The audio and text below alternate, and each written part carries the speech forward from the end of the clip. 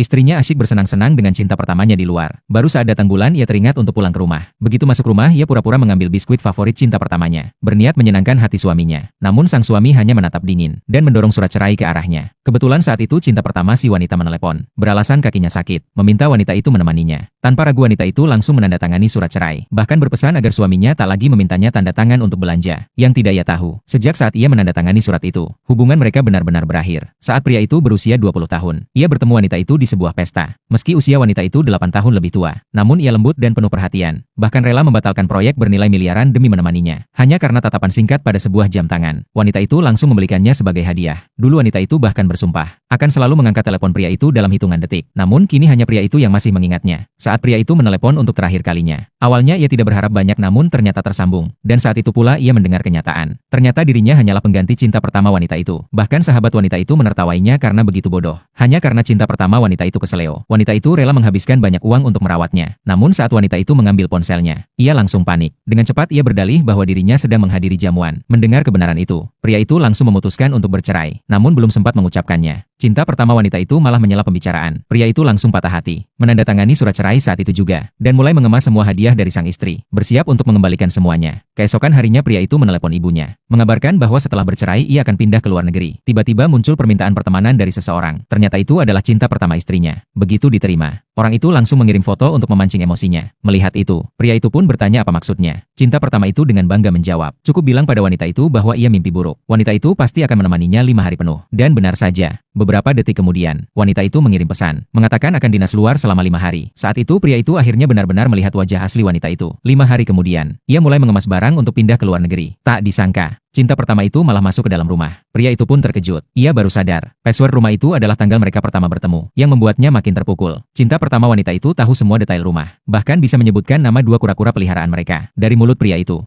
baru tahu, kura-kura itu dulunya peliharaan dia waktu masih muda. Saat itu pria itu baru sadar, alasan wanita itu begitu peduli pada hewan peliharaan dan rumah. Semua karena itu mengingatkan pada cinta pertamanya. Cinta pertama wanita itu kemudian masuk ke kamar, dan berkata seluruh desain rumah mengikuti seleranya. Bahkan saat ia melihat foto pernikahan wanita itu, ia berkata, jika dia menikah dengan wanita itu, pasti akan memotret 2 gaya. Gaya barat dan gaya timur. Tak disangka mereka juga memotret 2 gaya. Mendengar itu, pria itu teringat kata-kata istrinya waktu itu. Saat itu juga ia sadar, dirinya hanya lelucon belaka. Saat wanita itu pulang dan melihat cinta pertamanya, ia langsung merasa bersalah dan membela diri. Mengatakan bahwa mereka hanya teman masa kecil. Namun pria yang sudah tahu kebenaran, tak mampu menahan diri. Langsung berbalik dan pergi. Wanita itu pun tak bisa berkata banyak. Hanya menyuruh cinta pertamanya menunggu, sambil ia memasakkan obat. Tak lama